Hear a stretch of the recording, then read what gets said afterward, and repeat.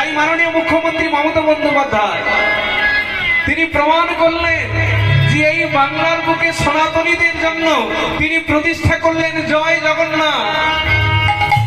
আর সূচনা করলেন প্রভু জগন্নাথের ভজন করবে যে মানুষেরা পুরীতে যেতে পারবে না, যে মানুষের ক্ষমতা থাকবে না বৃন্দাবন যাওয়া, যে মানুষের ক্ষমতা থাকবে না নদিয়া নবদ্বীপে যাওয়া, তাদের জন্য সমুদ্র সৈকতে